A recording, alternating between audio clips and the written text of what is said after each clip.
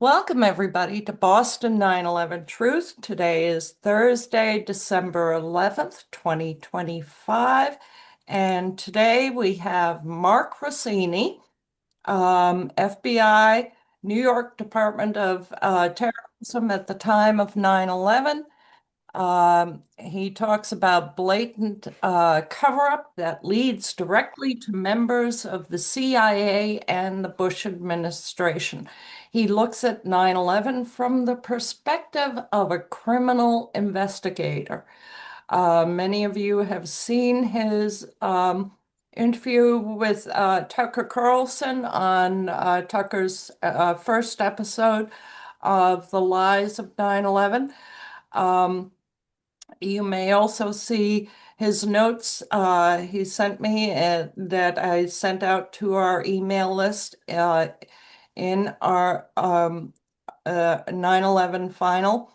He has been made aware that several in the 9/11 truth movement may challenge some of what he recounts and his perspectives of the failures of 9/11, but he's assured me he's prepared to address challenges. However, um, he will discuss only what he has had firsthand experience with. And what he presents tonight is only his firsthand experience, that which he can actually testify. All other questions will not be addressed. So there will be plenty to talk about with his actual presentation.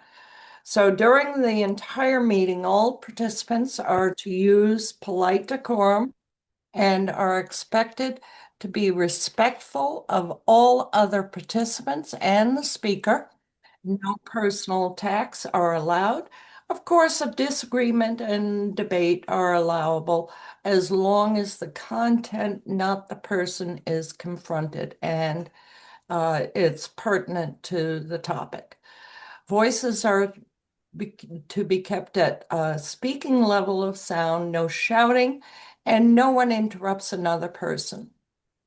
The first part of our meeting will be recorded with our guest, and his presentation is to be presented in full without interruption.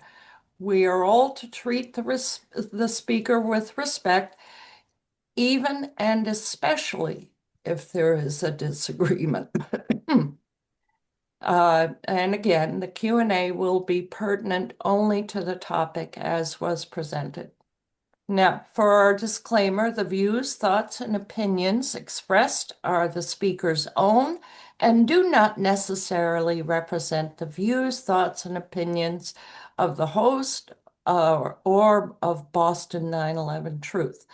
The material and information presented here are for general information and educational purposes only.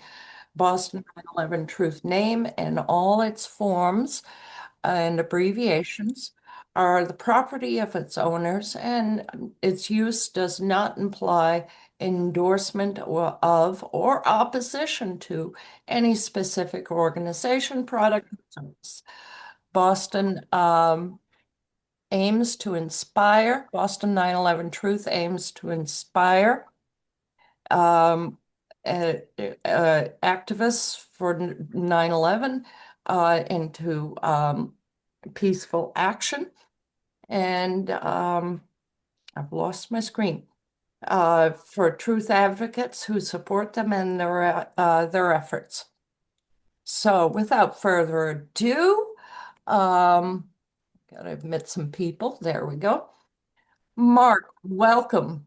Welcome to Right. the Boston 9/11 Truth Zoom call. Thank you, Susan, and thank you all for tuning in. I guess is the proper term. We're clicking in now, the world we live in. You probably, hopefully, you've all read the document that I prepared years ago and continue to doctor and edit and add to and sometimes take out as new information becomes available. Regarding my experience, you probably have seen, obviously, the Tucker Carlson interview. You've seen my other interviews and interviews in newspapers or magazines. I only know what I know. I only know what I lived. Okay. And I was the FBI New York representative to the CIA's Al Qaeda unit, Bin Laden unit called Alex Station, from 1999 to about 2003. So everything that I wrote in that document is what I stand by. And if you go back to what I said in Carlson's interview, when I made statements that the 9/11 Commission report was a cover up, was, and maybe unpolite terms, really not worth the paper it's written on. As I've told people, it's a great novel. It's a novel with a lot of truth to it. So I guess it's a fiction novel or nonfiction novel. But it never answered the fundamental questions that a criminal investigator or actual prosecutor would want to have answered for a court of law. And as I wrote in my document, I keep saying the statements I wrote in my document, so sorry if it gets repetitive. But you have to, with every criminal act, you have to go down to point zero, as I call it, when the initial thought happened, when the bank robbers got the guns and scouted out the bank. That's point zero. That's where they decided we're going to rob the bank, get the guns, that bank, blueprints, street maps, whatever the heck they're doing. So as with 9/11, we know about what bin Laden and the rest of Al Qaeda did, their movements, the movements of Muhammad Atta, et cetera, around the country. But we don't never understand is why the CIA prevented and strictly prohibited me and my colleagues, Special Agent Doug Miller, from officially telling the FBI that the meeting in Malaysia took place and that at least two of the hijackers arrived on American soil.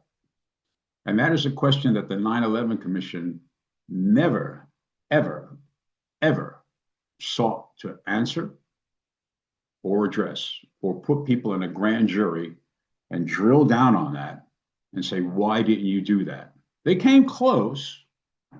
They came close, and they had one gentleman, Tom Wilshire, behind the screen. He testified behind the screen. I don't know why, because he certainly wasn't a case officer working in a cover capacity, but that's besides the point.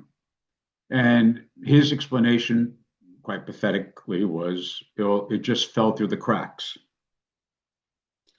Well, there's a little footnote in the 9/11 Commission report about the amount of CIRs that go between the CIA and the FBI.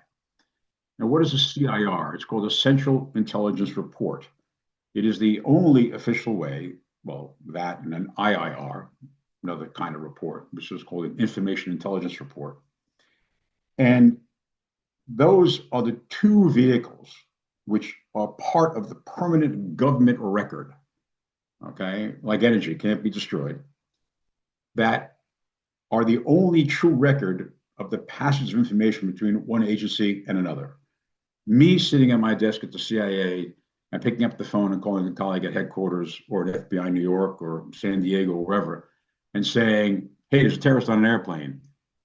That means a hill of bunk. That doesn't mean anything. That's not passage of information.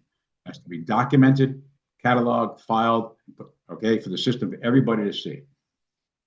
So what the 9/11 Commission did was they put it in a footnote.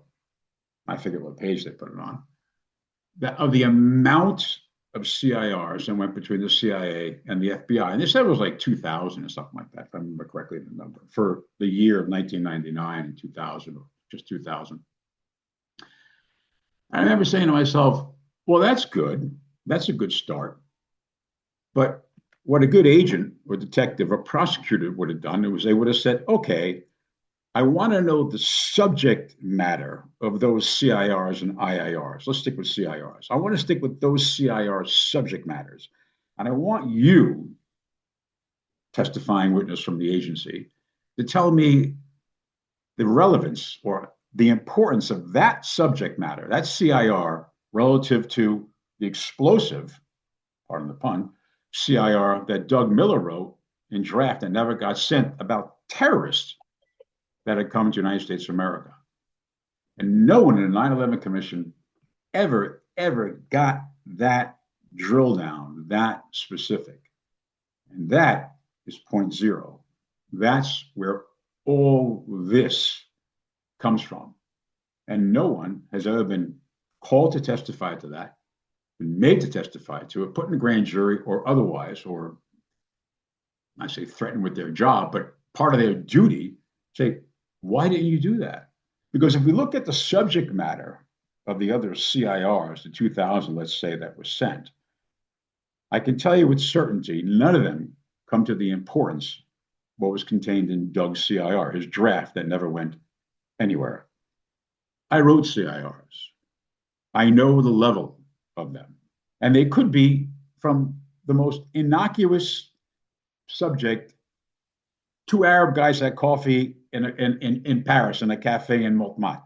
Okay. That's the kind of stuff that gets passed. That little detail. What does it mean? Who knows? But they're always passing back and forth, back the most minuscule stuff. And you don't pass this. So this has been my quest for the last 24 years. I need someone, as you probably see in the interview in the New Yorker magazine, look me in the eye and tell me why Doug's CIR was not sent and why I was told to shut up about it when I inquired as to why Doug's CIR was not being released out the door. And that is what we have to answer in my little world, why that didn't happen, because that would have prevented 9/11. Unquestionably, this is pure logic. Take the case of the bank robbers. If you know the people have a gun, you know they're going to the bank, you don't put police there waiting for them before they arrive or follow them from their lair and arrest them.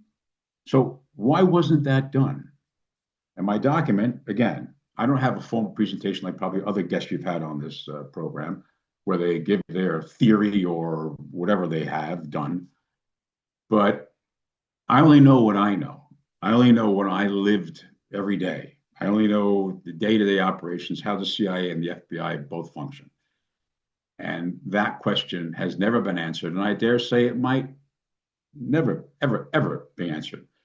Maybe one day when the people involved, at least a good handful, maybe 6 or 7, get a conscious and break down and finally admit why. But remember, there are 50 people that read the cable, which the CIA had sent from Malaysia station to headquarters, to LA office, San Diego base, and New York, at CIA New York, saying they arrived on such and such date. So I want to know also, any of those 50 people, why none of them said, hey, did we tell the FBI about this? Or why didn't George Tenet, and I like George, I like him. If George, if you hear this, I like you. You're a great guy. Got pictures of you and I everywhere. Great. But I want to know why you didn't formally make the CIA tell Louis Freeh. I want to know why Jim Pavitt as well didn't make sure operationally, the then DDO didn't make sure that the FBI knew. And that's what I've been trying to answer. And I've got some good theories on it because it would interfere with Saudi sensitivities. It would interfere with the balance of power in the Middle East. Because I don't know how many of you that are listening that are Muslim or Islamic, and I don't mean to offend you, but I don't think we, as, so to speak, the West, or Christians or whatever, can truly understand the mind of a jihadist. We also can never understand truly the mind of Saudi Arabia, what that means to be the king of Saudi Arabia, what that means in their place in the hierarchy of the Arab world. Remember, the Saudi king has 2 roles. He's also the king of Saudi Arabia, but also the protector of the holy places, Mecca and Medina. And until we understand that mentality, what that means to protect the religion, for God's sakes, you can't even make a criticism of Islam without being deemed blasphemous or then worthy of death. So what I'm saying is, if if the FBI was allowed to have intervened or allowed to investigate and arrested these 19 Saudis, so these 19 hijackers, 15 of them Saudis, that would have caused a great embarrassment to the kingdom. That would have debased in some capacity their authority, their ability to rule over the Arab world, the Muslim world, their legitimacy. This is my theory. This is my belief.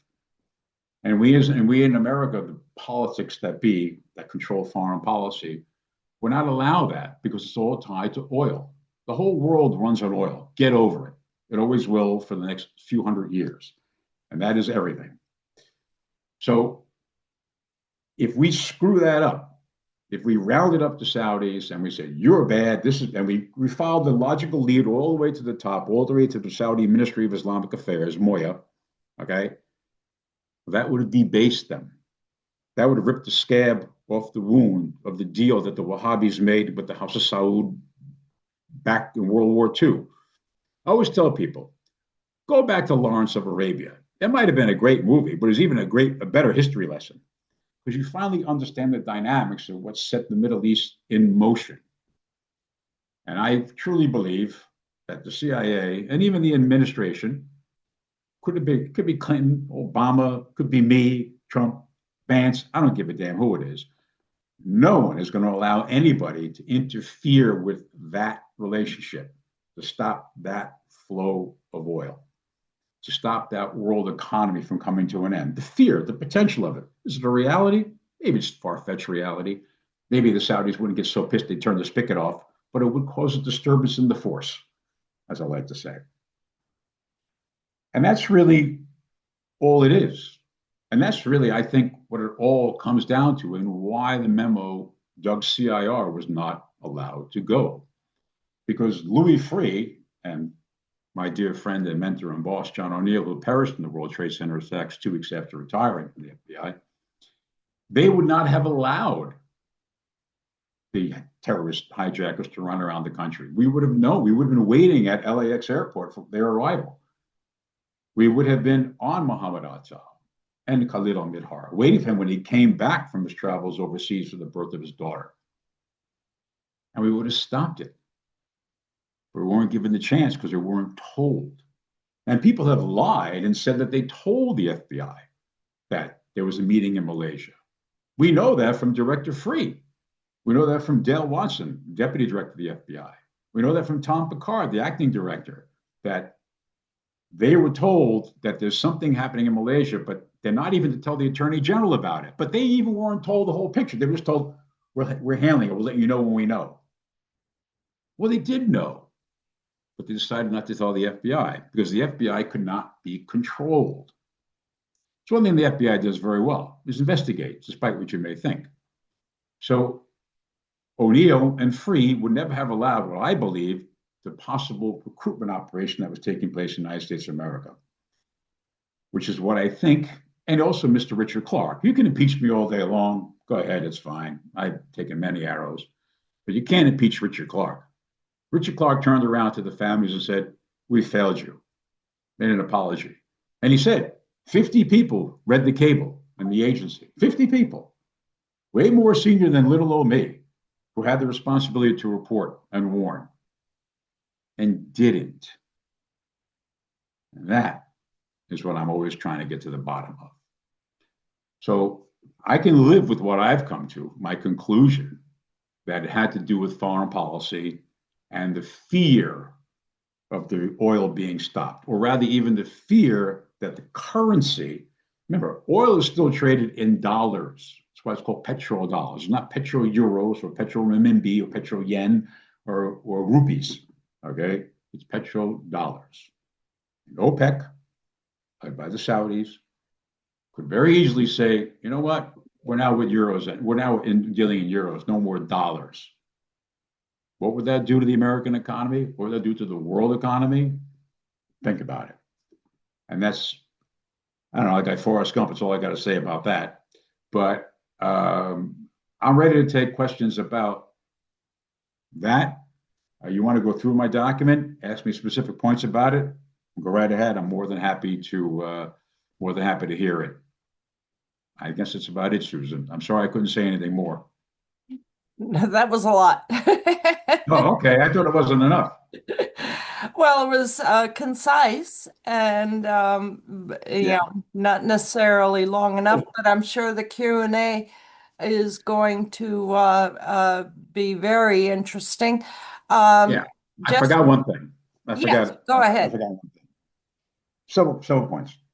In combating terrorism, we look at terrorism from the perspective of white Anglo-Saxon Protestants. Okay, yeah, I know we got a lot of people, ethnicities work in the FBI and CIA, but stop. Okay, we're looking at it from our perspective. We're trying to understand the Middle East Islamic jihadist mentality, trying to say, why the fuck do they behave like that? Why do they do that? Until we get off that high horse, we'll never understand the mind of the jihadist. We'll never understand the mind of the terrorist. And we also have to look back historically that the clues that we missed, that we doggedly tried to pursue, East Africa bombings, before going back to the first World Trade Center attack, USS Cole, East Africa bombings, USS Cole, and then 9/11. To me, they're all part of the 9/11 attack. Well, evidentially they are, because the same perpetrators, but that's all I want to throw out there. But go ahead. All right. So if you have a question, we're going to take them in order of questions raised. Raise your electronic hand. If you cannot raise your electronic hand, please put it in the chat, and we'll call on you in order. And remember that the questions are to be pertinent to what Mark has addressed tonight and not other topics, even 9/11 topics, not other 9/11 topics. Okay, first up we have Barbara. Go right ahead, Barbara. Hi, can you hear me okay? Yes, Yes, ma'am. indeed. Yeah. Well, great. Well, thank you so much for doing what you do. Um, Oh, I well, should preface the question that I have, which is, do you know what I'm about to tell you? With my certainty that everything you're doing is in good faith and we're extremely grateful for it. But I wonder if you know about this critical fact about John O'Neill, who I understand was your very good friend. yes. Um, uh, okay, shortly before 9/11, John O'Neill, this is a fact, was at the same hotel in a town in Spain near No, Tarragona. I was with John in Spain. Sorry to cut you off. Go ahead. Okay, so you're saying that that is not true? That's not true. Let me tell you what happened. Okay, Make it easy. Make it because easy. that was the alleged 9/11 final planning I meeting. know. I know. Okay, No, let me tell you what happened. Because yeah, I put him please on an do. airplane. I put him on an airplane back home. Okay. Okay, Uh, in 2000, I forget when in 2000. It was kind of cold. The director of the Spanish National Police, Juan Cotino, Juan passed away from the COVID. Juan and a group of his senior officers came to the United States, came to New York, went to headquarters, all that jazz. And I was their chaperone tour guide. Took them around, took them to meetings, NYPD, looked at ComStat, took them to headquarters. And then following year 2000, Director Cotino invited John O'Neill to come over in July 2001 to give a presentation at what's called Universidad de Complutense, which is a very well-known university here in Madrid. This is where I live in Spain. And that John was there to talk about international police cooperation. It was July 4th. I flew from Washington, D.C. on July 4th, landed the morning of July 5th. John arrived July 5th from Paris. He was on vacation. I met him at Madrid airport. We then stayed, we then flew down to a very dear friend of mine, his home in the south of Spain, stayed a few days. Then we flew back up on, well, Sunday, actually, no, Monday morning, and then went to meetings with the Spanish National Police. And then that following Tuesday, John gave a speech at the Universidad Complutense about international peace cooperation. And we had a huge lunch after that, reception. The next day, we went to Toledo to see Toledo and see the Jefe Superior de Policía there, and had another reception to talk about peace cooperation. And then he flew home, and I put him on an airplane. Okay, I kissed him goodbye. I always gave him a hug and a kiss, and put him on a plane. And then I stayed in Spain for another day or two. Went to go see some friends of mine in the police, and I flew back to America. When I flew back, okay, I'm taking off, and Muhammad Atta is landing. Okay, so I can tell you the hotels we stayed in too, if you want. It was called El Conde Duque. That's where we stayed here in Madrid. So if you want to search the records, you can. But Well, John, I understand that. I appreciate your personal experience. That's very important to know and yep, get on the record. The claim has been made. Please tell us if it's false. Also, from your good. experience, that the Spanish intelligence or Spanish police had in fact or were about to in fact surveil that meeting, that so-called final 9/11 planning meeting, um, by Atta and bin al-Shib. And some people in the Bush administration have even gone public saying they thought Khalid Sheikh Mohammed was also there or planning to be there. Did the Spanish National Police or Spanish intelligence ever confide in you or O'Neill that they were surveilling bin al-Shib and Atta in the Well, cell? okay. Well, I don't know where you got that from, but that is absolutely not true. The Spanish National Police were not in Salou. They did not observe the meeting, neither they or the Guardia Civil. Okay. I had been working Al Qaeda since the East Africa bombing. I was assigned to the CIA in January 1999. January 10th, my actual first day, if you wish to know, it was a Monday. Um, that is not true. I work directly with the Spanish because of my Spanish speaking abilities. And also, there are cells here in this country back then, not so much now, that were quite dangerous and connected to other Al Qaeda member cells around Europe.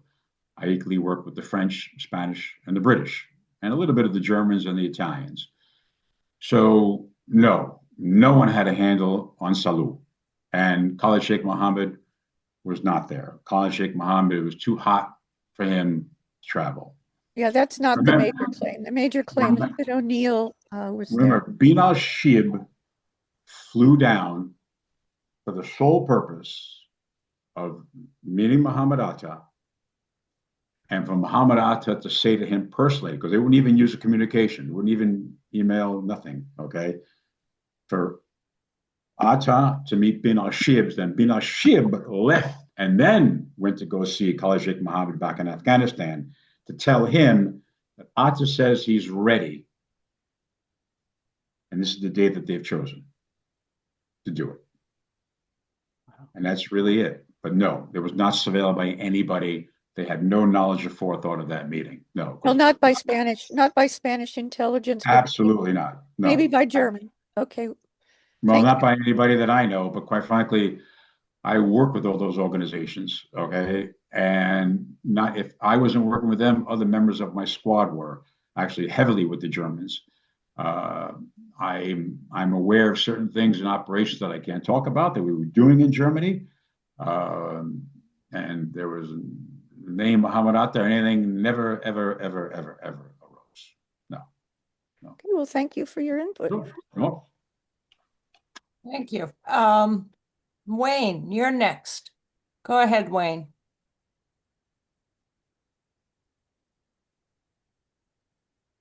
You're looking for the unmute button. Okay, I can unmute now. So about 2016, I helped put on a video called Thin Thread or A Good American.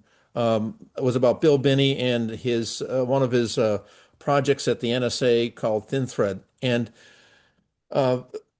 my understanding of it, my recollection of the video was that he came up with a program and a procedure for monitoring who was calling who, and this was he thought was very important in figuring out what was likely to go down in by being able to trace who's talking to who.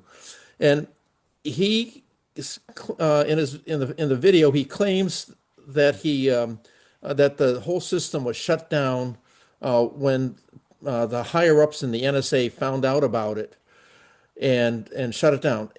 And it seems to me very similar to some of your FBI, your CIR is not being forwarded because people didn't want to be able to make too many connections. Do you know anything about Bill Binney, the thin thread, and how the NSA was surveilling in this other format? Are you talking about Stellar Wind, I, the I, project that came out after 9/11? he complained, and I think tried to intervene against that. But this is thin thread. It happened before then. Okay, I don't know about that NSA program, and I'm only mentioning the word Stellar Wind because it's been revealed in the public. Yeah. Okay. I don't want to sound like a jackass here, but I was only one of a handful of people that knew Stellar Wind even existed. And when it was appeared in a newspaper, I was floored. But that was a program that came out after 9/11. That's right. It's basically, you're a terrorist in Afghanistan.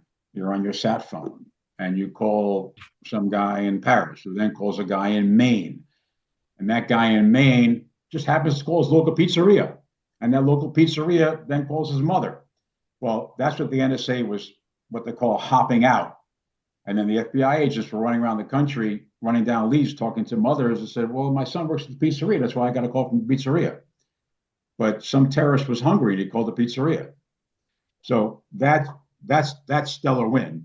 But I can't talk about that anymore.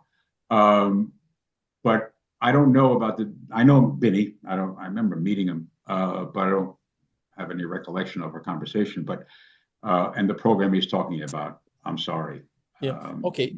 So I posted in the chat, if you're interested, Yeah. a link to the documentary, a good American, Okay, I'll about look at it. this. Sure, cool. And I think it might fit in with some of your CIR not being Okay. forwarded type information. Okay. Right. Like every I want to also, another thing for your edification, and I know all of you have done tremendous amount of research on this, and I applaud you. I wish more Americans, people around the world, were dedicated as all of you to reading about the subject and reading up on it. As far as the non-passage of the information of the CIR, and I went over that already as to my theories as to why. You've all heard the expression ORCON, originator control, ORCON. That's an acronym. I hope it's still in use. I don't know. ORCON, that means, let's say I, as an FBI agent, interview you, for instance, Wayne. And my recording of your interview is FBI property. And it can only be shared out of the FBI with the explicit, permission of the FBI to give to, let's say, another agency about my interview with you. And that agency cannot share that with any other agency at all, unless going back to the FBI and seeking permission. So some people might say, well, it's pretty cool, but also it's kind of crazy because, you're all working for the same US government, but each agency has a lot of different equities. And in my opinion, I think this is where the CIA went off the rails as far as this controlling of that information from Malaysia and the subsequent coming to America, to think that they had the right or authority to control that and not provide it to the FBI. Because the devastation that came from that is beyond comprehension.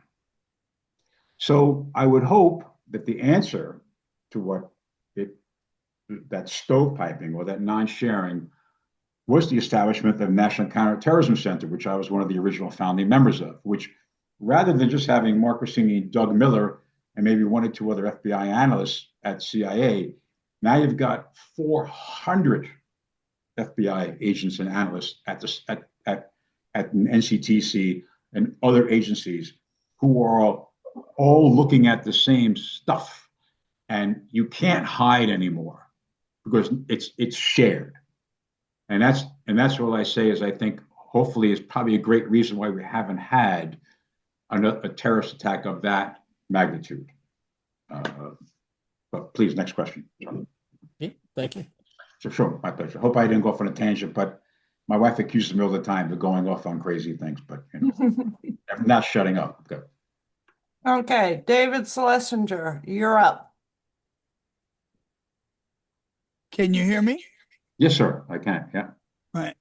I just wanted to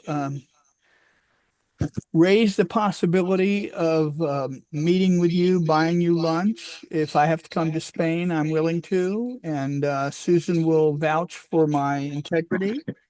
And she can help me be in touch with you by email, I guess. Sure. Is that something you consider? I get phone calls. Look, I can tell you my email address. It's a very, very simple email address because it's public. I don't give a damn. It's Rossini, NY, Rossini, New York, ROSSININY @gmail.com. How do you think Tucker Carlson's people contacted me? They found my email on the internet and sent me an email. It's right. Well, I can reach out by email, but I would want to meet with you in person. Sure. And I mean, so, it's fun. great. Thank you. I'm here, Very good. We'll arrange something. It's a long way to come just to have lunch. I mean, Well, I don't know where you live, but I might be in America in February, but I'm not so sure. Okay. Well, possibly we can meet in the United States. All right. Thank you so much. Sure. My pleasure. Thank you. Okay, next we have Craig. Go ahead, Craig. Yes. Hi. Hi, Mr. Rossini.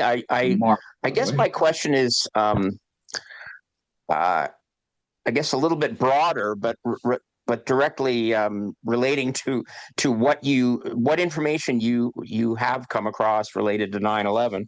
I guess what I want to know is, did any of the information that relates to that event that you've come across, the whole time, does any of it directly preclude the possibility of U.S. government involvement in both the planning and the carrying out of the event?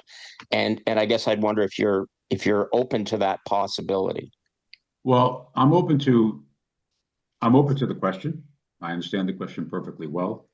And there is nothing that I have ever seen that would indicate that anybody in the U.S. government thought or knew or wanted this to happen. It's not because I don't want to believe it. It's because I haven't seen anything which indicates that. And I also disagree with some people that say that the Saudi government wanted this to happen. No. The king back then, Abdullah, did not want that to happen. It was King Fahd. It was the Saudi Ministry of Islamic Affairs that went amok, that was uncontrollable, that dictated, again, not to be childish. Go back to Lawrence of Arabia, and honestly, where it's Anthony Quinn who plays the Wahhabi. They made the Sauds made a deal with the devil. Basically, you let us practice our prurient form of Islam, and we'll let you pump all the oil in the world and send it all out. But you can't mess with us, and we won't mess with you. They made a deal with the devil. And we'll be allowed to build our madrasas and teach our radical form of Islam, but don't interfere, and we won't interfere with you. We will back your legitimacy as to keep the two holy places. And why do you think MBS is so coddled, not just by even Biden or Trump or Bush or anybody, because he has made it clear that he, when he becomes king, is going to put them in their place, the Ministry of Islamic Affairs, because he sees the future of the Middle East. He sees the future of Saudi Arabia. He knows what went wrong. but he just can't do anything right now. And that's why he is revered and propped up and not criticized, because we all know of what happened tragically in Turkey. So that's why he gets a pass. But the Islamic Ministry of Islamic Affairs was amuck in the 90s and up to 9/11 and after, okay? They could do whatever they wanted. They had infiltrated all forms of the Saudi government. But for the hierarchy, for the royal family to want to have happened as well, no, I don't believe so. Because they look at the effects, what it did, the devastating effects to their own economy, to their own legitimacy. You know, no. But go ahead. Sorry. I could just, yeah, quick follow up, I guess. Please, go ahead. Is there anything about the way the events unfolded on that day that led you to question whether it was possible for, Al Qaeda or who are, for these terrorists to carry out all of what we saw? Was there anything, the way the World Trade Center was destroyed or whatever? Is there anything there that made you think, gee, it seems like they must have had help, because No, it was such a sort of a huge, no, huge success, I guess, on that because on their end. most things at the end of the day are very, very simple, very logical. I don't want to get into the building collapsing. I'm certainly not going to talk about Building 7 at all. But I don't know where you're from, but I grew up in New York. And I remember when the towers are being constructed. And I remember my father, who was a builder and a blacksmith and an electrician, he even said, he goes, God damn, those buildings, if they tip over, they'll ruin everything. And I remember reading, and he pointed out to me, even when I was a kid, he said, oh, I see now. It was an article written. They were designed to pancake. They were designed to go, that's how they were designed to fall. They were designed not to go this way. But that specific fear that people had in that area when they were being built, that they could go that way. Ramzi Youssef tried to do that. He tried to. If he parked his van just a little bit more to the left or the right, he would have brought them down, but they still wouldn't have gone to the side. They would have pancaked down. And I'm not an engineer, but you can talk to other people about that. But again, I don't, to answer your question, no help, in my opinion. No, I saw no evidence of that at all. Right. Thank you very much. People exploited it afterward. We invaded Iraq over it based upon a lie, but that's another story. Right. All right, Joshua, go ahead. Hi, Mark. I have two questions. Please. The first question is, from reading The Watchdogs Didn't Bark by John Duffy and Ray Nowosielski. Great guys. Yep. He interviews you, and you tell a story. You and Doug Miller gave the block cable to James Bernazzani. James Bernazzani, right. Who was one of your supervisors. Right. And Bernazzani, he called Pat DeMoro and said, Pat, I need to see you now. I don't care what you're doing. That's right. And Bernazzani handed a printout to Pat DeMoro, but Pat DeMoro, according to The Watchdogs Didn't Bark, says he has no memory of Bernazzani handing him that cable. Right. That's true. Do you think Pat DeMoro remembers it, but it's easier for him to just say he doesn't know anything about this? I don't know. I've known Pat for a long time, and I've never brought it up with him. I haven't talked to Pat in a while. But I don't want to accuse Pat of anything, because I know in that moment in time, he was overwhelmed, inundated, and on his way to the White House at that moment when Jim encountered him in the basement of the FBI building.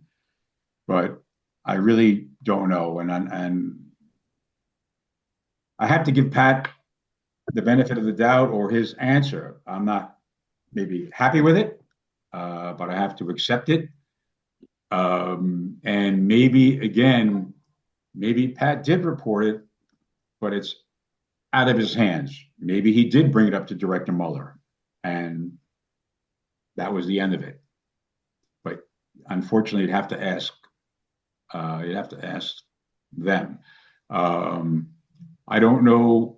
I don't remember Jim ever following up with Pat, and that's a shame because Jim ever going to him and say, "Hey, what'd you do with that?" But I guess it's kind of this culture, like you don't challenge the boss kind of thing. Like I don't know what went on there or what didn't go on there, but we felt very happy that we got it to somebody.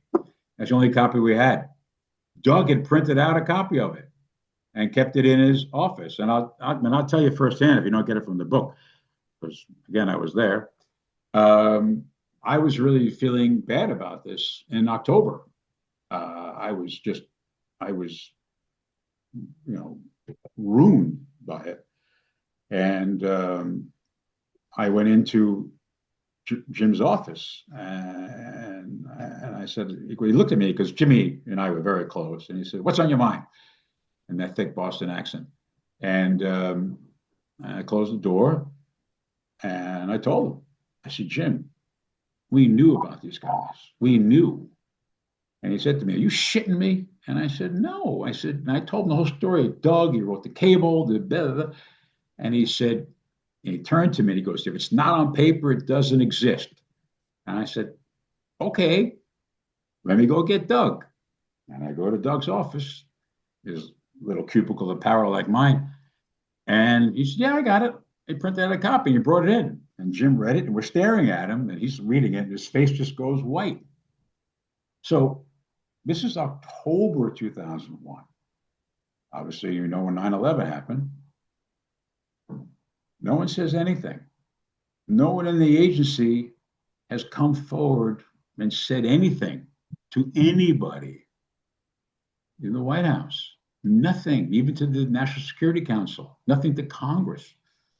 It was only my sad, forlorn face, my agony, and that prompted the conversation with Jim and Doug, fortunately, having printed out the one copy that he had made. And there we are. So. Thank you very much. I was wondering if I could ask another question. Go ahead. Oh, thank you. In Kevin Fenton's book, Disconnecting the Dots, yeah, he provides here an email that Tom Wilshire wrote on July 23rd, 2001. Okay. It appeared as Tom Wilshire's substitution for testimony at the Zacharias Moussaoui trial in 2006. Okay. In this email, which I don't think is in the Joint Inquiry report or in the Department of Justice report, it says, so Tom Wilshire says, quote, "When the next big op is carried out by UBL hardcore cadre Collard Collard will be at or near the top of the command food chain and probably nowhere near either the attack site or Afghanistan. That makes people who are available and who have direct access to him of very high interest. Khalid Midar should be of very high interest anyway, given his connection to the," and then it's redacted at the very end. So from that email, it sounds like to me that Tom Wilshire might have had some sort of understanding or foreknowledge that associates of Khalid, such as Khalid al-Midar. Ooh, was that the Malaysia meeting? That's the part that's blacked out. The Malaysia meeting. Go ahead.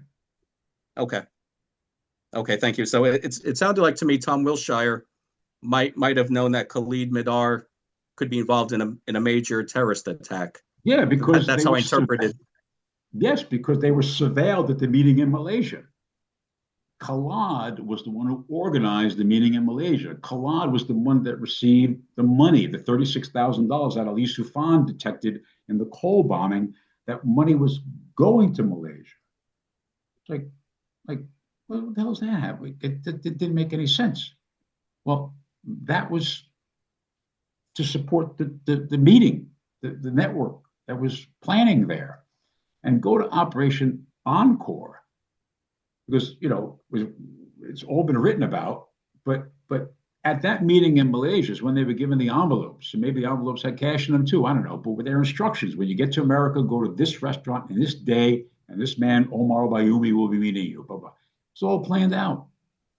So that's what raised Tom's hackles. So the other thing I can never understand, again, Tom, and I really don't care if he's listening, that's fine by me,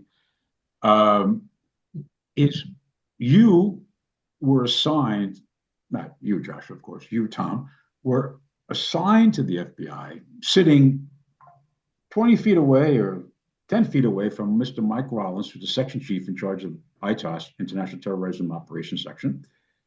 And you never thought once to walk up and say, Mike, I got to tell you something. You don't think once to do that?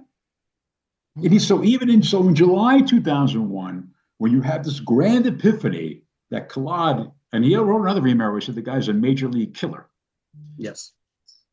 You don't say, hey, he was in the meeting in Malaysia with this guy, Khalid al-Midhar, who actually came to America. You don't think to tell your FBI counterpart, see, I'm acting just like I was in Tucker Carlson show, right? Like, you don't think to say to your colleague, your deputy, well, he was deputy to Mike, like, hey, I got something to tell you. And that's the thing that keeps me up at night. Yeah, I think about this every day. Every single day I think about this. Every day. And I think about it in particular when I travel, when I go to an airport, and all the security measures we go through, and all the bullshit we live with, and all of it. I just can't never understand it. Never. It defies. It's like a DEA agent knows there's a major drug hub in a local cop's neighborhood that a kid that he grew up with, like he works with on the task force. Says, hey, is it, he doesn't tell him that the drug deal is going to go down or the major ship is, major transport buy is going to happen into the guy's neighborhood. How do you not do that? Maybe you do it sometimes in drug operations because you're trying to get to the bigger fish, or maybe someone in that local police department is corrupt. But that doesn't hold true when it comes to terrorism. You got terrorists that you followed halfway around the globe, that you know are in America, that you have an epiphany that, holy shit, where's this dangerous major league killer Khalid? And you don't turn to your FBI counterpart and say, I got to tell you something. Answer me that, Batman. Riddle me that. And then I'll go to bed. And then I can sleep at night. But that's the question I'm trying to get answered.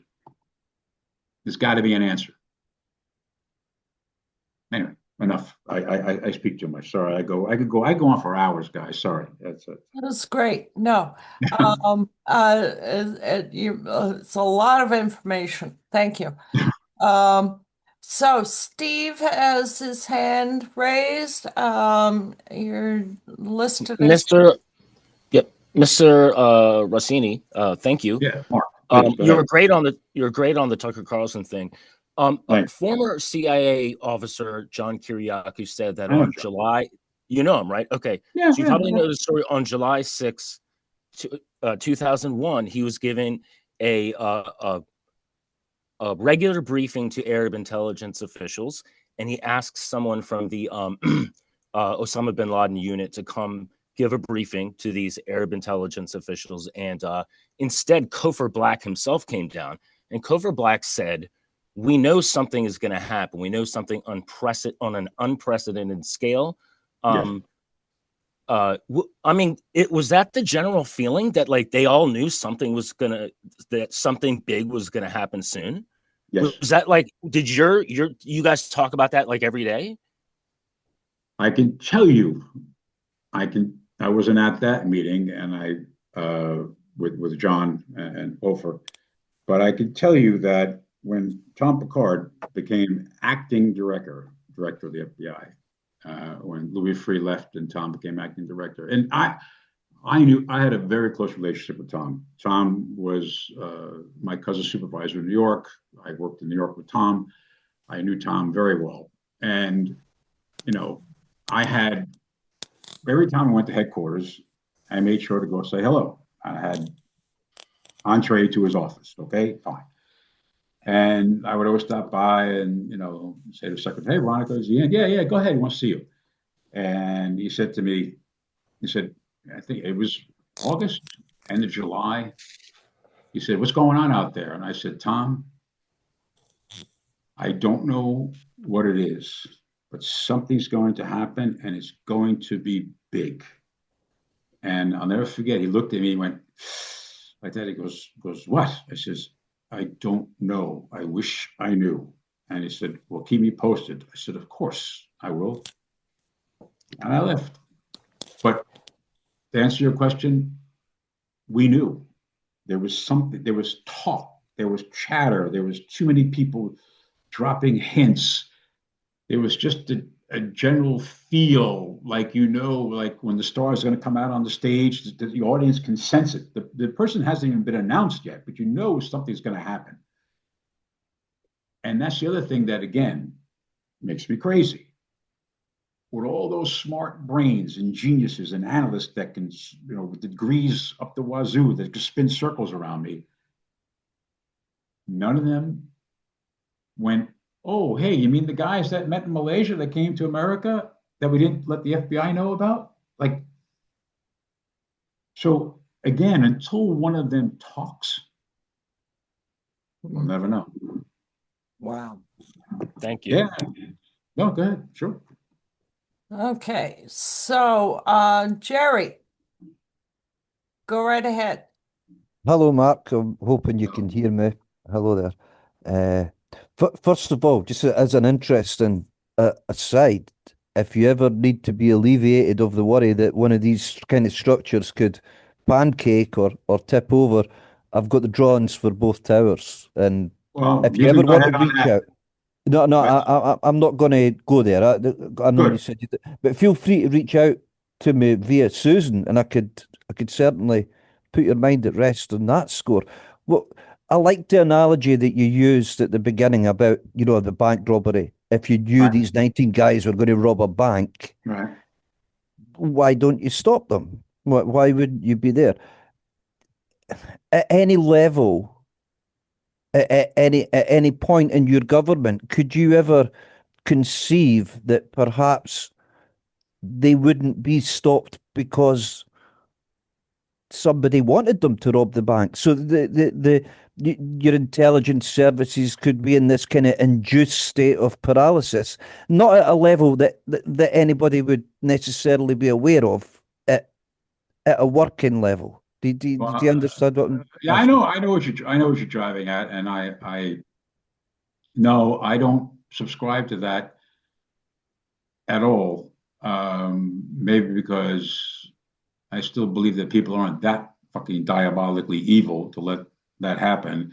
But no, this, again, in my opinion, and just looking at it from the perspective, again, of a criminal investigator, it was the only logical conclusion I can come up with is that the agency, CIA, had made an unholy alliance with the Saudi Mabahith and allowed them, or relied upon them, to provide intelligence about their citizens operating in America. And that allowance, or that also even at the same time with the delusional belief that maybe somebody in that group could be flipped or approached or somehow turned into an Al-Qaeda informant, go back to my document again, went horribly wrong. And it was funny, when I watch movies and they show FBI and CIA and Mission Impossible, all that, I always laugh and say, if the public only knew, it ain't like that at all.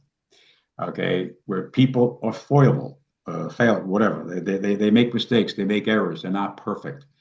Or there's some agenda, if you will, that's political in nature, not evil in nature to allow a terrorist attack to happen, but it's more the politics of economy and oil and balance of power in the Middle East that affected more, in my opinion, that decision not to let the FBI know in the form of John O'Neill, who would have busted heads and made sure that the FBI was on these guys every step of the way and wouldn't have cared about the embarrassment that would have happened if they got arrested.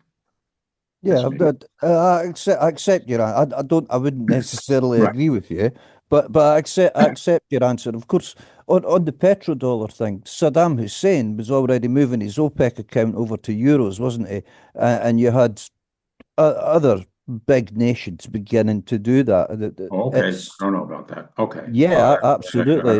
Okay. His OPEC account was changed about a year before 9/11, around about the same time as Rebuilding America's Defenses document came out. Oh, But okay. fascinating to talk to you, and thank you very much. Ah, my pleasure. Thank you. Appreciate it. Okay. Okay, we have 3 more questions. Adam, go ahead. Good evening, Mark. Okay. I'm reading some of the comments here. I can't good watch evening, this Mark. anymore. The asshole is at least partially guilty. GFY, go away, loser. Wait, I can't. What's it? And then what's this? Idiot. Okay. Ah, well, we have 17 words of the most. Okay. Anyway, go ahead, Adam. Hey, good evening, Mark. What's going Okay. on? All Hey, right, just man. want to, Good to see you. yeah, good to see you. You did mention about that you don't believe that the Saudi government had any involvement whatsoever. Um, are you talking about in general the entire government, or just the highest branches of the No, Sudaris? I can't sitting here believe that the king or anybody in the king's circle Okay. or would have wanted that to happen, or people, the psychotics in the Ministry of Islamic Affairs, yes, but not the king. Not it just it then I might as well just like shut up if that was true or even no, I can't. I don't believe at all that it's like, again, it's just the Ministry of Islamic Affairs is the one that, even, Ken Williams, who wrote the famous Phoenix Memo. I mean, even Kenny, he's the one that really drives us home. The Moya, MOIA, they're the ones that went amok. They had too much power, and everyone was afraid to challenge their authority. That's all. Right, because I wanted to bring this up by you because I've read the Encore file, all the Sure. files. And one thing I found that was really interesting in itself, and barely anyone's ever spoken about it, but Omar al-Bayoumi, he was employed by the Saudi Arabian presidency of civil aviation. Right, he's been employed since 1975. He was getting payments through an individual named Hamid al-Rashid, and he's also an employee of the company. His father, Saeed Abdul Aziz Saud al-Rashid, is a longtime employee of the company. Now, the FBI went to Riyadh and found out that there was a CD that was recovered from Saud al-Rashid. And on the CD itself was images of the passports of Khalid al-Madar, Salim al-Hazmi, and Abdul Aziz al-Amari. Al-Bayoumi was also getting payments from the Presidency of Civil Aviation Affairs, and that they found out that Abdul Aziz Saud al-Rashid had been an employee of the Red Crescent in Riyadh. So if that's the case, then I would say that branch, and that's a branch of the government, the Civil Aviation Presidency. I would say that there was at least some elements within the government itself, either fractured from the kingdom itself and didn't tell, like the king or anybody else that didn't need to, and were the sympathizers of this cell. And I can always go into Muwassid al-Jar, who's the Islamic Affairs Committee, and basically running the ring inside the United States. And of course, we all know that he was providing payments to al-Bayoumi, Osama Basnan, Fahd al-Tamari, throughout. But at least you have some elements within the Saudi government, at least connected to the government, of course, that were suspicious. Well, the Ministry of Islamic Affairs is an official government agency. Right. There's no, and they had their fingers infiltrated throughout the whole government to make sure people were behaving properly Islamic. No. That's what I'm driving at. But for me to think that the king himself Yeah, or I don't people in think the so either. king's absolute inner circle or the Ministry of Defense would have wanted that. Hell no. God no. God. But anyway, that's just me. Other people don't agree with me, that's fine. All right. Right. Now, if I could ask one last question. Yeah, man, go So, ahead. Go ahead. Mark, Yeah. okay, just we want to keep it recent too. Omar al-Baluchi just got it was conducted by the Guantanamo judge that he cannot his testimony is now non-defunct. It's considered that it was under duress. Now that leaves us I'm three. Baluchi. Khalid Sheikh Mohammed's nephew. Yes, that's correct. Yeah, okay. Right. Now there's three left. You have Khalid Sheikh Mohammed, Tawfiq bin Attash Khalid, and Mustafa Hassawi. Ramzi bin Al-Shib and Amr Baluchi are out. So now here's the question. What's your opinion on any type of trial coming up? If not, do they make a deal with the U.S. government about providing a guilty pleas in exchange for the death penalty to be taken off? If that's the case, there's two options I heard, and I want your answer on it. Was that if they do plead guilty across the board for the 9/11 attacks, one, they are to remain in Guantanamo, or two, they are to be deported to Saudi Arabia or to Gulf states where they could serve out the remainder of their sentences. If that's the case, whatever the government had or didn't have will be classified, and we won't see it for the next 30, 40 years. What's your thoughts on that? Well, I hate to disappoint you, Adam, but I'm on the witness list for Guantanamo trial, so I can't talk about Guantanamo. Sorry Okay. about that. That's good. It's fine. Yeah. That's fine. You're an expert. You really, I consider you one of the foremost experts on this subject, but unfortunately, I'm on the witness list for both the prosecution and the defense. Oddly enough, I forgot about that. yeah, and so Yeah. I would have to stay away from anything regarding that's no problem. that. I apologize. No, it's no problem. I forgot about that. Okay, it's okay. Sorry. Okay, next we have Nelson. Go ahead, Nelson.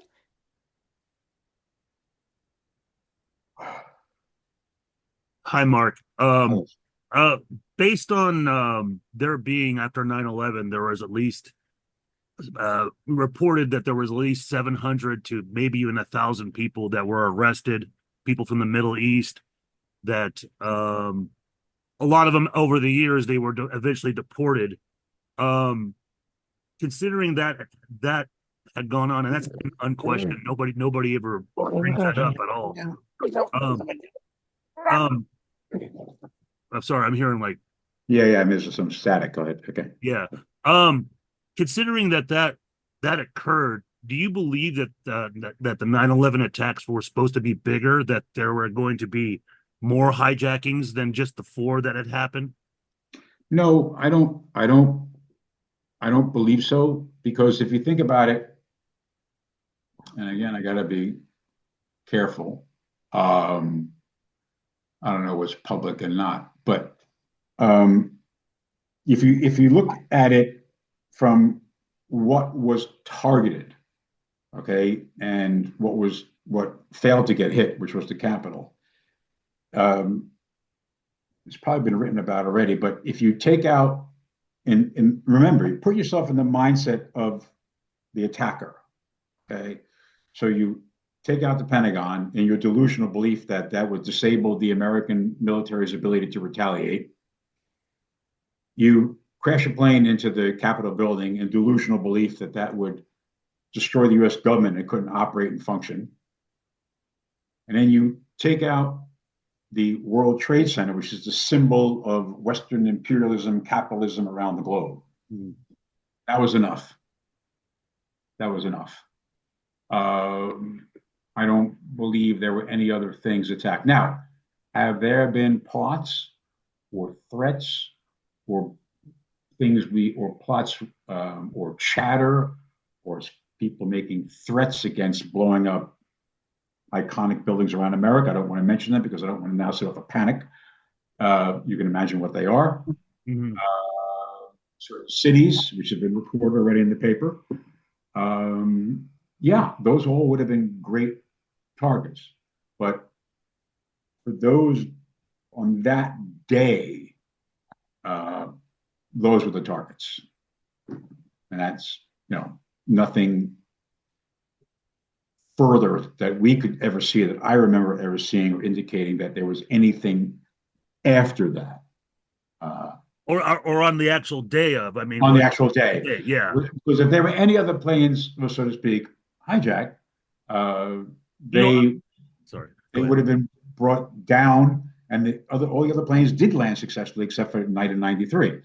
So there would have been, you would have had another plane out there doing its evil, and there were none. Well, yeah, but I was like speaking in the sense that maybe some planes did not get to lift off by the time the fly ban happened. Maybe. Yeah. Maybe. Yeah. I mean, I just don't. Yeah, but I've never seen anything that points out that was a possibility. So. Okay. Yeah, never seen it. I'll have to contact you. I have to share you some stuff that I do have. Whatever. Yeah, I'd be more than happy to read it. Yeah. Cool. All right. All right.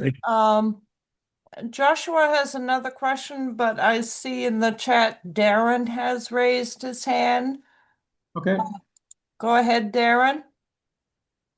Hey, Mark, how are you? Hey. All right, buddy. All right, good.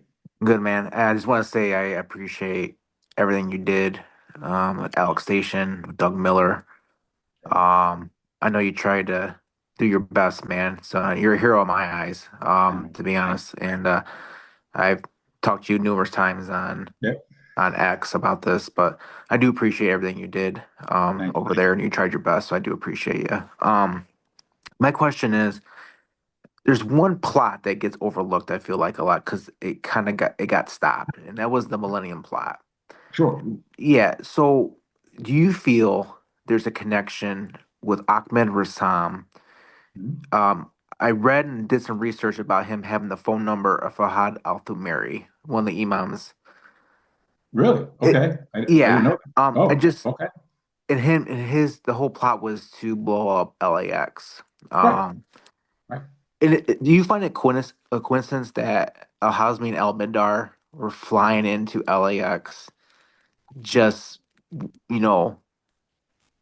week before this plot was supposed to happen?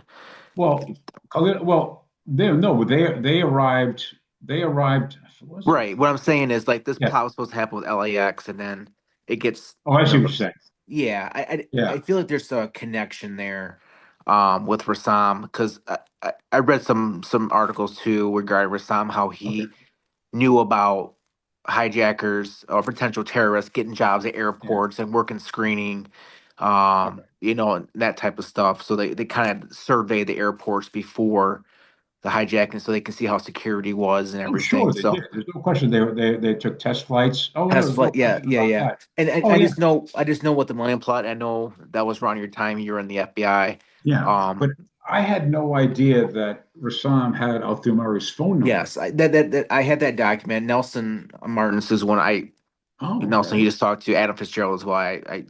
We do a lot of information. Yeah, so I just thought that connection there was kind of coincidence, and you have, the two Al Qaeda operatives coming through LAX, through there. So I didn't know if you had any info or anything on that, but okay. No, not at all. And quite frankly, the only one's going to answer that is Rassam, right? Yeah. Only he can tell us, or if we could ever find Thumari or make him, right, exactly, talk. But they won't. It's like Omar Bayoumi when he was interviewed back in Saudi Arabia. I mean, the lie is just that. Don't even get me started on the tape from that the London authorities sent over. Don't even get me started on that. But Operation Encore, but we can't. It's getting later. Actually, it's 1:45 in the morning. I can anyway. Well, Mark, thank you so much for taking my. Thank you, appreciate it. We can talk anytime. Go ahead. Absolutely, man. All right. Can you take two more questions, Mark? Yeah, go ahead. Sure. Okay. So I'm gonna skip to Jean and Sandra because they haven't had a chance yet. Okay. Sure. And then we'll have Joshua. And I do have a question myself. Okay. If that's all right with you. Yeah, please, go ahead. Okay. So go ahead, Jean and Sandra. Hi, Mark. Thank you for doing this. Thank you for being open for doing this. It's a lot different than Tucker Carlson, but us little people really appreciate this. So, he wasn't even there, by the way, but that's besides the point. okay. And I respect you don't want to talk about controlled demolitions, which is my forte. So I'm kind of out of my element here. Adam Fitzgerald is totally on this, but I got to ask a tough one because if you don't mind, Sibel Edmonds, she came at you pretty hard. Sibel Edmonds, I don't know if you're the FBI. Cyber Edmonds, yeah, I know who she is. Yeah, she said that, and forgive me, I'm just going to state her argument that you're pushing a fake incompetence narrative while holding the real issue, hiding the real issue, long-term U.S. support for Bin Laden and al-Zawahiri in the 90s. I just want to know if you could about me. Yeah, Sibel came at you pretty hard. I never read that. I never heard that. Oh, okay. I never read it, but I don't know why she would say that about me, man. What? Repeat that statement again. What was that she said about me? That I'm protecting Zawahiri and Bin Laden? Pushes a fake incompetence narrative while hiding the real issue, long-term U.S. support for Bin Laden and al-Zawahiri in the 90s. I don't know. I see, and I'm totally out of my element that I can't even speak very well on this. But Sibel's a pretty smart lady, and I'm trying to understand how I fit into that. That I'm making what I'm saying is like it's all happened because of government incompetency, and I'm covering up for the fact that Bin Laden and Zawahiri were. And basically, the 9/11 was an incompetence. It was just people dropping the balls left and right, and it happened because people no. It was incompetence, but also willful and purposeful to not let the FBI know about the meeting in Malaysia. I've always said, I'm not important. I don't, even if I was never born or never got assigned to the CIA, they had an obligation to tell the FBI about terrorists that they followed halfway around the globe and surveilled in a meeting in Malaysia, to tell the FBI they were on American soil. It's that plain and simple. And why didn't they do that? That's all I want to know. Understood. That's all we need to know. But as far as what she said, it was more she was going after the Tucker series. She said the first eight minutes is just total BS, and it was okay. She could call me up anytime and talk about it. But all right. Anyway, bye. Thank you, sir. Thank you. Thank you, Gene. Sure. Thank you. She's actually going to be our guest on February 5th. Yeah, I saw that. Yeah. All right. Yeah. I saw her name on the upcoming thing. Yeah. Join okay. Oh, maybe you can join us then. Yeah, I'll see. Yeah. Okay. Good. All right. So Joshua has another question. Go ahead, Joshua. Okay. Hi, Mark. Thank you very much for your presentation tonight. It was excellent. And I have a question. I understand if you would not want to answer it. After all these years later, after everything that transpired with Michael Scheuer and then his wife, future wife, Alfreda Frances Bukowski, the Queen of Torture, if you ever saw them again, I was just wondering, what would you say to them? Why? That's what I would say. Why? Why did you not let Doug's CIR go? Because of her. He was gone. He wasn't at Alex Station. Said, why didn't you let it go? What?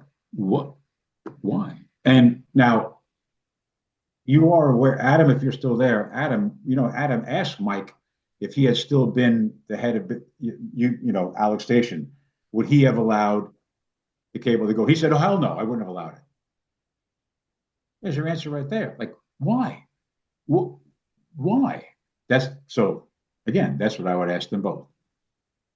Why didn't you let it go? What were you protecting? What were you doing? You let CIRs go all the time because I wrote them when it retained to the FBI.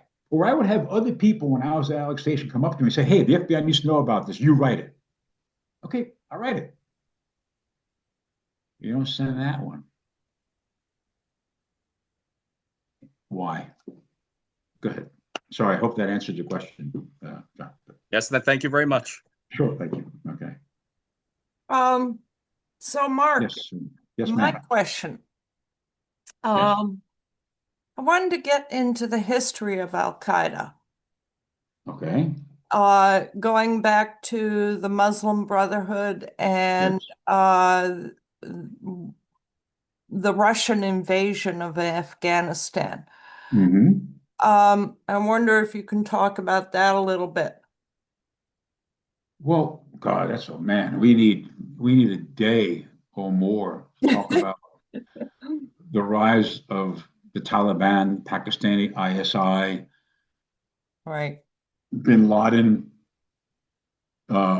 being angry at the Saudi government for allowing Americans to use holy soil to put their, kuffars on, who were fighting the first Gulf War against Saddam Hussein. Man, I don't have a short answer for that. It's extremely complex. Well, my But understanding was that please. my understanding of that was that it was still the Cold War, Mm-hmm.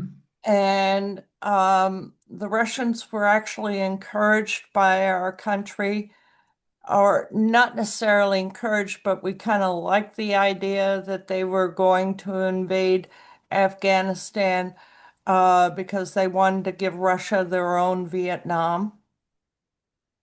And when you had all these Afghans, refugees, escaping Afghanistan into Pakistan, Right.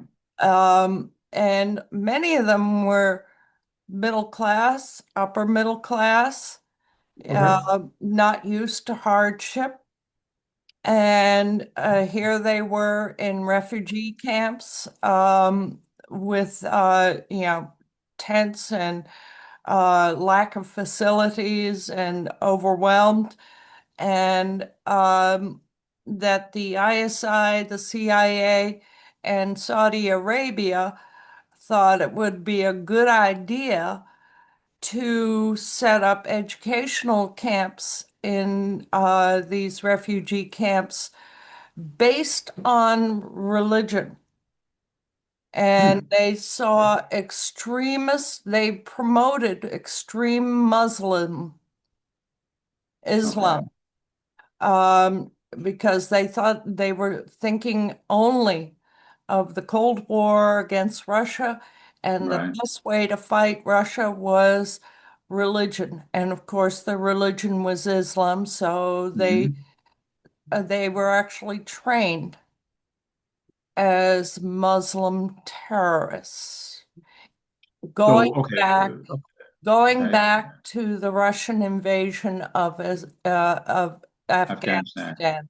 So what you're saying is the theory or the belief is that somehow the American intelligence services, along with Pakistan intelligence services, fomented and grew this radical Islamic movement, if you will, as a way to bring down communism or get rid of Russia, hurt Russia.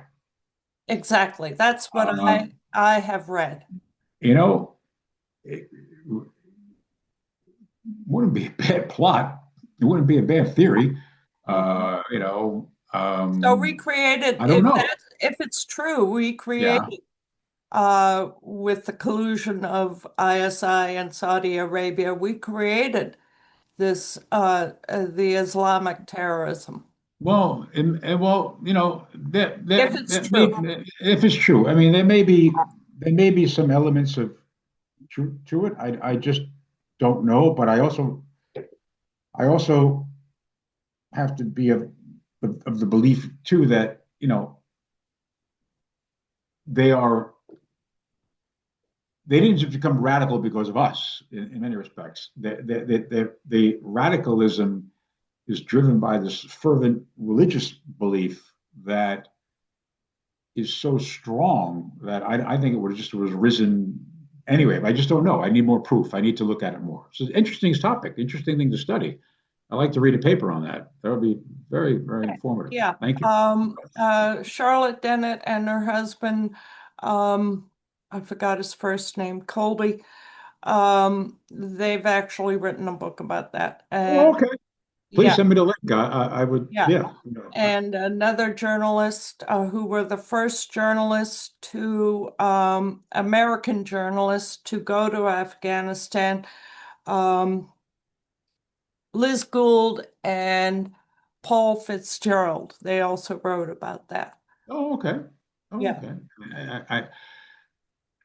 It's, the ISI fomenting radicalism and using jihadists for whatever purposes. I could see that. Yeah. The agency getting And these involved in that? I don't know. refugees We'll were see. I don't know. desperate.